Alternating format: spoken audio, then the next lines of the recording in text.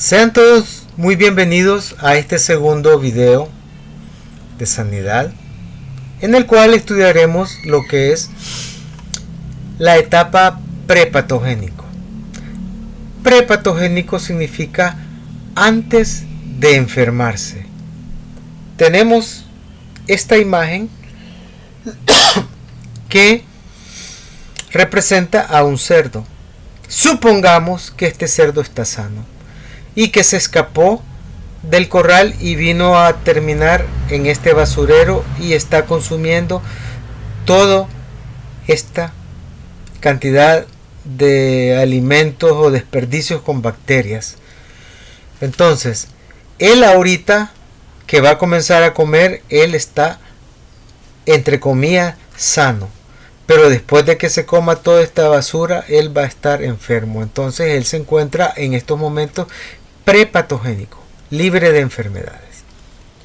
Es como cuando usted está sano antes de comerse una mala comida, un pollo mal guisado, un pescado que ya se pasó de tiempo, ¿sí? Un curtido mal fermentado. Entonces antes de consumir todo eso, nosotros estamos en el estado prepatogénico.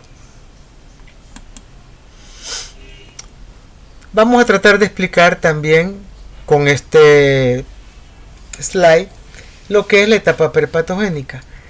El autor de esta imagen ha querido mostrar o simular que el caballo camina sobre esta cuerda como un equilibrista. Cuando él se mantiene sobre esta línea, él está sano, él está prepatogénico. Pero si esto se mueve o él cae, quiere decir que él se enfermó y ya no está más en la etapa prepatogénica. Por lo cual corresponde la etapa prepatogénica al tiempo en que las personas o los animales están sanos, es decir, se encuentran en equilibrio con su medio ambiente. Ahora vamos a estudiar lo que es este triángulo. Este triángulo representa lo que es un estado de equilibrio de salud y está formado por un triángulo central que representa el periodo prepatogénico y por tres aristas o puntas que corresponden cada uno a un elemento que son el huésped, que es el medio, el agente, que es lo que causa la enfermedad, y el ambiente, que es el entorno que rodea al animal o a la persona. Entonces, podemos decir que para que se presente la enfermedad, o sea, pasar del periodo prepatogénico al patogénico, es necesario que estén presentes todos los componentes de la tríada. Debe de estar el huésped, el agente y el ambiente. Si falta uno de ellos, no se puede dar la interacción y no hay enfermedad. ¿Por qué razón? Veamos. Imaginémonos que tenemos el medio ambiente y tenemos al huésped, pero no existe agente infeccioso. ¿Sí? Cuando no había coronavirus, ¿se moría alguien de coronavirus? Pues lógicamente que no. ¿Sí? Pero ahora que ya hay agente, ahora sí tenemos un proceso que puede desencadenar en un periodo patogénico que sería un enfermo de coronavirus, de COVID-19. Eso es como ejemplo. El ambiente. Cuando entran en desequilibrio los tres elementos de la tríada, se inicia un proceso patológico. Y aquí podemos decir, por ejemplo, si el agente, sea este virus, sea esta bacteria, aumenta en cantidad en el medio ambiente, las posibilidades de que el huésped se enferme son mayores. Si el ambiente se vuelve muy cálido o se vuelve muy frío, entonces esto va a hacer con que el huésped sufra estrés calórico o sufra una hipotermia, lo cual va a hacer que la gente se aproveche y se instale una enfermedad. Y en el caso del huésped, cuando un animal o una persona tiene mucho estrés, un animal está sometido, digamos, a ruido, a hambre o a sed, ¿Qué pasa? Las defensas corporales disminuyen y entonces el agente aprovecha para establecer una enfermedad. Los agentes causales. Bueno, vamos a estudiar cuáles son las causas o situaciones que hacen que un animal o una persona se enfermen. En este caso aquí el ejemplo es microorganismo. Un microorganismo puede enfermar, digámoslo así, a una vaca. Y la vaca puede enfermar al gato y el gato a la persona, o la vaca directamente al ser humano. Entonces, agente causal es cualquier situación, actividad, microorganismo o situación capaz de actuar en el organismo y será nocivo si su presencia da origen a una enfermedad. Entonces vamos a ver ahora lo que es la clasificación. Los agentes causales pueden ser clasificados como biológicos, físicos, químicos y mecánicos. Ahora vamos a estudiar uno a uno los agentes causales. Y comenzaremos por lo que son los agentes causales biológicos. Y tenemos que los agentes biológicos pueden ser bacterias, hongos, protozoos, virus y metazoarios. En el caso de las bacterias, todos conocemos lo que son las enfermedades como la pierna negra, como el anthrax, como la salmonelosis, la colibacilosis. Los hongos, tenemos pues las pododermatitis, ¿verdad? En el caso de las personas, pie de atleta. Y tenemos también las aspergilosis, que son enfermedades producidas por hongos en los pulmones. Los protozoos, dentro de los protozoos tenemos la infame enfermedad sanguínea de la sangre, que es la babesiosis o piroplasmosis, producida por la babesia bigemina en el ganado. También tenemos las tricomonas, que son enfermedades reproductivas protozoarias, y tenemos las coccidiosis, que son enfermedades digestivas de todos los animales. Y tenemos los famosos virus. ¿Quién no sabe, quién no ha oído hablar del COVID-19, del coronavirus, de la rabia? Sí. Y por último tenemos los metazoarios, que son los parásitos. Los parásitos como las lombrices. Ok, estos son los agentes causales biológicos que pueden causar una enfermedad. Ahora continuamos con lo que son los agentes causales físicos. Los agentes causales físicos son el calor extremo. Tenemos animales, digamos, en ambientes costeros, ¿verdad? Donde hay poca comida, hay poca agua, pero sí hay abundante calor. Esto va a hacer que el animal se enferme, se deshidrate. El frío extremo, nosotros no padecemos de esto, ¿verdad? Ha caído nieve allá en el Pital, pero tampoco a este extremo. Pero un animal, ¿verdad? Con la nieve hasta el cuello, ustedes pues se pueden imaginar que lógicamente este animal va a tener algún problema de vías aéreas superiores, anteriores o posteriores pulmonares. Las radiaciones, ¿verdad? Estamos hablando de las radiaciones rayos X, rayos ultravioleta, quemaduras de piel y el intenso ruido. Pueden imaginarse ustedes estas pobres gallinas o pollos cuando este ventilador comienza a dar vuelta, ¿verdad? Entonces este sonido causa estrés en los animales y eso puede hacer que ellos desarrollen una enfermedad. Tenemos los agentes causales químicos. Tenemos que estos se dividen en dos: los agentes químicos exógenos y los agentes químicos endógenos. Los agentes químicos exógenos es por ingestión, inhalación o contacto. Los químicos, pues todos sabemos que son los venenos, por ejemplo, ¿sí? Productos químicos, por ejemplo, los medicamentos, ¿verdad? Un medicamento en grandes proporciones, un antibiótico, un exceso de vitamina dado a través de la ingestión de la comida puede causar problemas.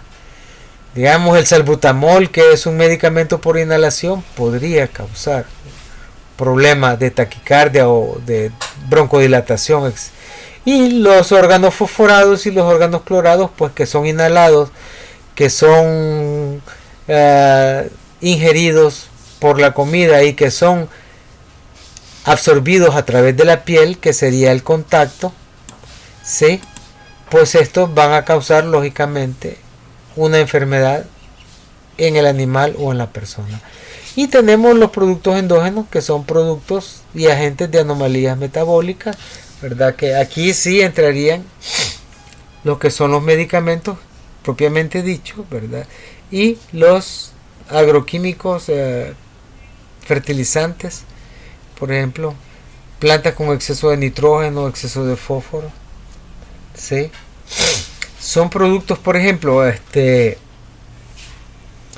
podemos tener un producto químico que nos altere los niveles de azúcar, y no precisamente puede ser una medicina. Una medicina y un agroquímico también son exógenos, pero los endógenos son los que nos producen fallas metabólicas. Un producto, por ejemplo, un nitrito o algún otro producto que nos cause una anemia, son agentes químicos. Pero lo importante es que los exógenos vienen de afuera: ingestión, inhalación y contacto. Y los endógenos son productos de anomalías metabólicas, ¿sí? Por ejemplo,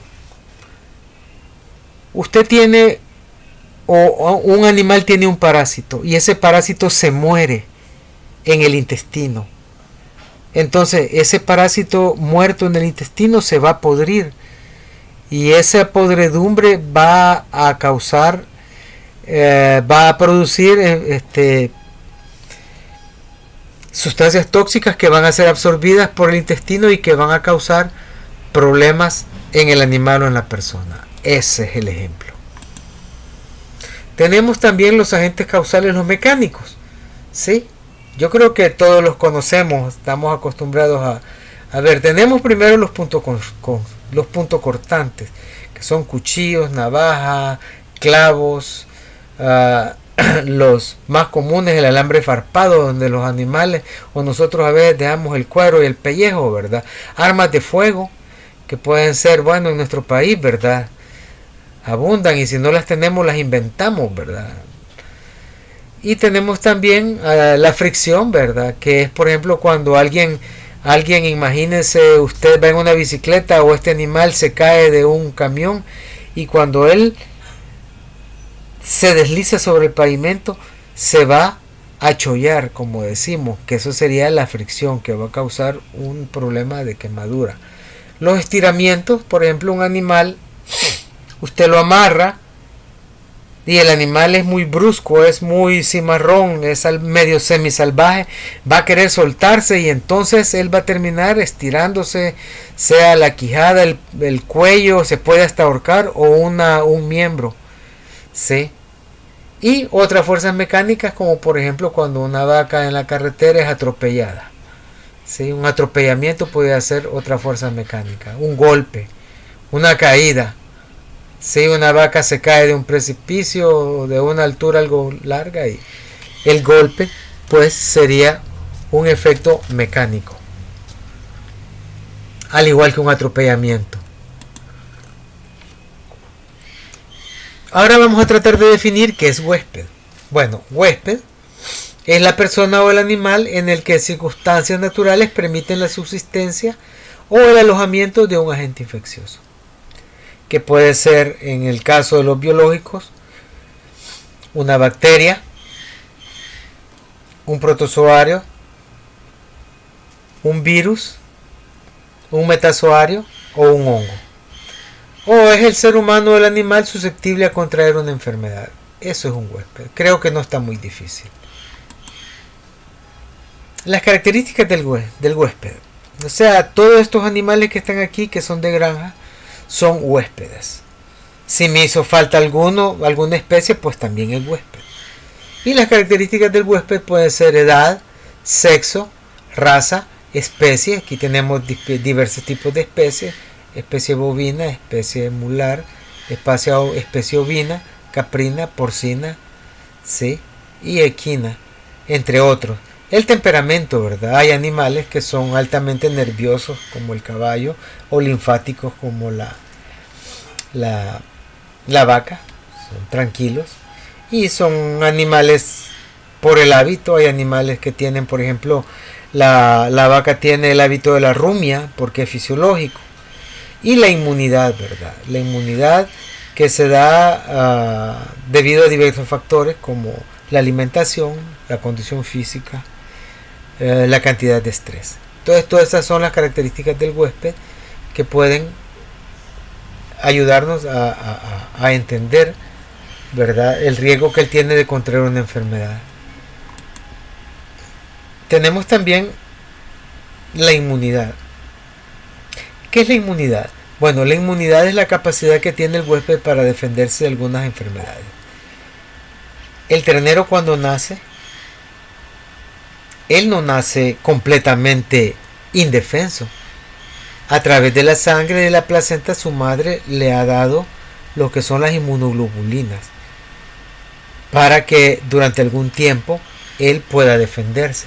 Asimismo, cuando él ingiere el calostro, que es la primera leche que da la vaca, él va a recibir inmunoglobulinas por la leche, ya que el calostro o colostro es un alimento altamente rico en inmunoglobulina. ¿Sí? Esta característica tiene mucha importancia porque es la que en varias ocasiones de ella depende el individuo se enferme o no. ¿Sí? Un animal, lógicamente un ternero que nace sano, que nace fuerte, que recibe calostro, es un animal que tiene una alta inmunidad y entonces difícilmente se va a enfermar. Si este ternero comenzó a mamar desde que él se paró y lo limpiaron y ya lo pusieron a mamar, sus posibilidades por inmunidad de enfermarse son más bajas que un animal que nació, no se le dio atención, que no mamó a tiempo o que mamó poco calostro, lógicamente que su inmunidad es baja y se va a enfermar. Tenemos los tipos de inmunidades. Tenemos la inmunidad natural y la inmunidad adquirida. La inmunidad natural son las partes del organismo contra la infección cuando se ha padecido de una enfermedad espontánea. Todos sabemos que cuando tuvimos sarampión, tuvimos paperas o tuvimos algún tipo de diarreas, algún tipo de enfermedad como el dengue, nuestro sistema inmunitario, los linfocitos son glóbulos blancos de memoria que van a generar anticuerpos y por lo tanto siempre que tenemos una enfermedad quedamos inmunes en cierta medida a ella. Entonces esta inmunidad que se adquiere a través de las partes del organismo, en este caso el linfocito, es una inmunidad natural. ¿Sí? Y tenemos la inmunidad adquirida, que es que se divide en activa y en pasiva. Diremos que es activa cuando existe una reacción entre el antígeno y el anticuerpo no asistido. ¿Sí? Y como en el caso de las vacunas. Y la pasiva es las inmunizaciones, o sea, las vacunaciones propiamente dichas. O sea, vamos a colocar un antígeno que va a generar un anticuerpo. Tenemos el ambiente. ¿Qué es el ambiente? Pues el ambiente es todo el universo que rodea al animal y que interactúa en su medio interno, con interdependencia y que puede ser tanto positivo como negativo, dando lugar a la salud o a la enfermedad. Si tenemos un clima agradable, un clima tropical, pues, ¿verdad?, la mayoría de nuestros animales se adapta, vive, nació en ese y se ha desarrollado en ese ambiente. Pero si agarramos un cerdo salvadoreño y lo mandamos allá al Polo Norte, ¿verdad?, rápidamente él se va a enfermar por el frío. Tenemos algunos factores a considerar, los factores físicos, socioeconómicos, pero esto es más que todo en humanos y los biológicos. Sí. En los físicos, el clima frío, calor, humedad y la geografía, la altura y la llanura. No es lo mismo vivir allá en el Pital, en Chalatenango, que vivir en la costa, o vivir en la punta del volcán de San Vicente que vivir en la costa. Bueno, dentro de los factores socioeconómicos, lo que yo podría decir es si el animal es de una crianza tecnificada, pues imagínense, va a tener ventiladores, va a tener buenos comederos, va a tener buena fuente de agua, va a tener buena calidad de alimentos y de agua. ¿Entienden eso? Va a tener un piso, una habitación cómoda, va a tener suficiente aireación. Que si es un animal que está en una crianza de patio, ¿verdad? Donde todo es un poco empírico y rústico, ¿verdad? Y el otro es los biológicos, los factores biológicos, que son los animales, los vectores existentes, insectos o roedores que pueden ser transmisores de enfermedades. Tenemos también un poco, vamos a ver así por encimita lo que es la epidemiología. Bueno, la epidemiología es la parte de la medicina que estudia la distribución, la frecuencia, determinante, relación, predicciones y control de factores relacionados con la salud y las enfermedades en poblaciones humanas y animales determinados. Voy a hablar, por ejemplo, sobre la epidemiología en el caso del coronavirus en nuestro país. Los epidemiólogos fueron los que descubrieron el primer paciente positivo de coronavirus. Y ellos determinaron que fue un salvadoreño que entró por Guatemala, entró por una frontera de El Salvador y fue, creo que en Morazán. Sí, porque él viajó, se detuvo en Santa Tecla, por ahí comió y después se fue para Santana y ahí estuvo en Santana, y de Santana él se fue para Metapán, que fue el lugar donde él cayó enfermo. Entonces, ¿cómo sabemos todo eso? Porque los epidemiólogos, la epidemiología es la encargada de estudiar, ¿sí?